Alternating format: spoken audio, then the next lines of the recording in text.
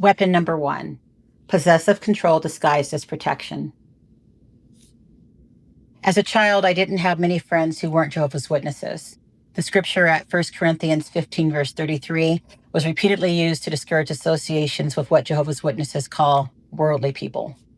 And even though my father didn't belong to the religion, he definitely appreciated the isolation that it called for, and he encouraged my mother to join it when I was about 3 years old.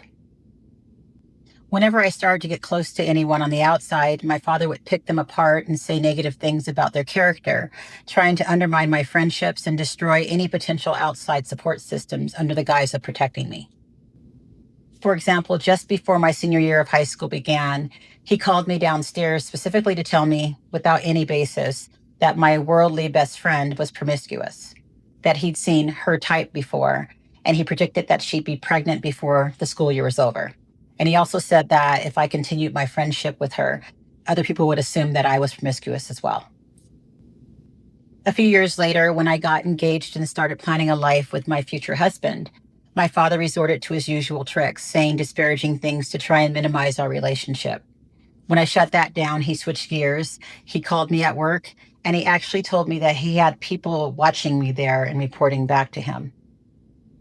It was like he was trying to claim ownership of me, like a dog who pees on a tree to mark his territory. And yes, it felt just as creepy as it sounds. When I started assembling the guest list for my wedding, I initially included the family who lived next door to us when I was a child. I'd babysat for them for years and I really liked them.